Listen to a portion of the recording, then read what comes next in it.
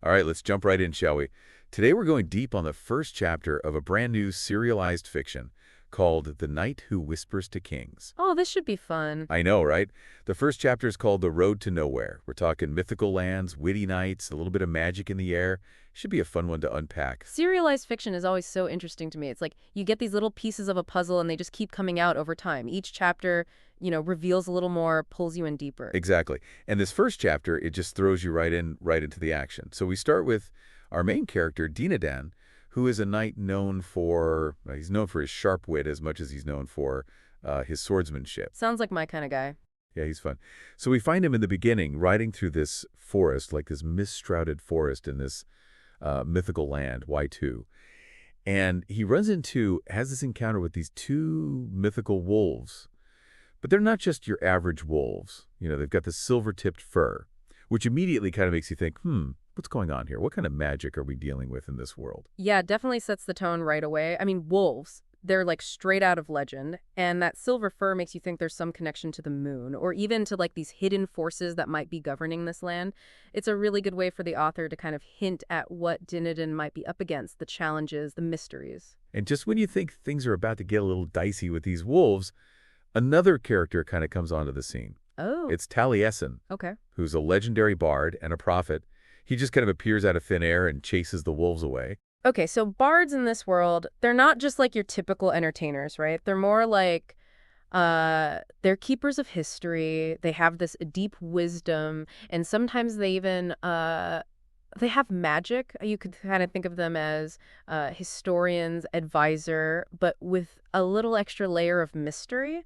And Taliesin coming in like that, chasing away these wolves, it definitely makes you feel like Dinadan's encounter, it wasn't just random, like something bigger's going on. Oh, absolutely. And to make things even more interesting, Taliesin, before he disappears back into the mist, he gives Dinadan this gift. It's like this shard talisman that's humming with this strange energy.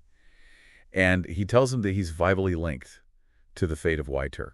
Whoa, talk about a lot to process, right? And it's like, whoa, where do we even begin? It makes you wonder, what's in store for Dinadan? I mean, what kind of change, what kind of adventure is he going to have? Speaking of Dinadan, I think this chapter really does a great job of starting to show us who he is. I mean, he's more than just this knight with a quick wit. Like, we see that he has this deep sense of honor and loyalty.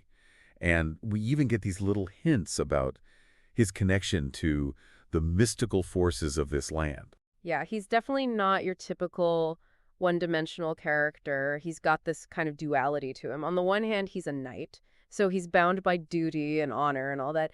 But he's also, witty. He's got a sense of humor. He doesn't shy away from showing when he's frustrated with life's absurdities.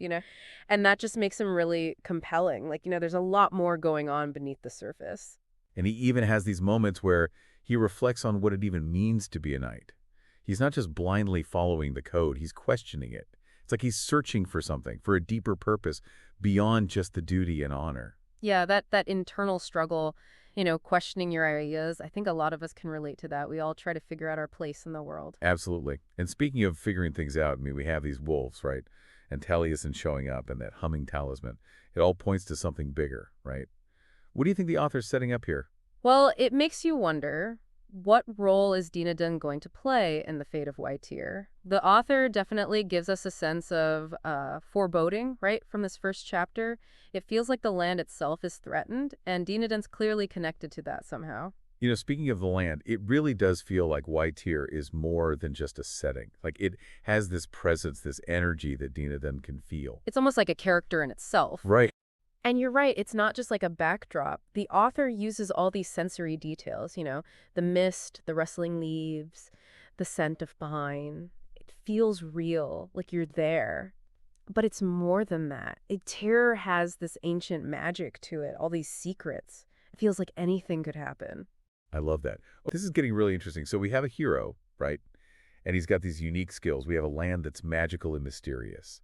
And it just feels like danger could pop up at any moment. What does all this tell us about what kind of story the author's trying to tell? I think what we're seeing here is the beginning of something really epic. You've got these classic fantasy elements, but it also feels like a deeper exploration of character and destiny.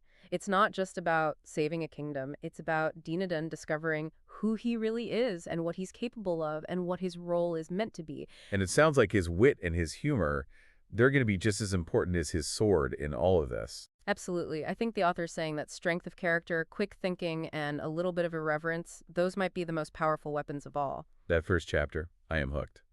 The world the author created, it feels both familiar and totally unique. And the characters, you just want to see what happens to them. I can't wait to see where it all goes next. Me too. What's the thing that stood out to you the most so far? Honestly, it's how the author blends humor and mystery and danger.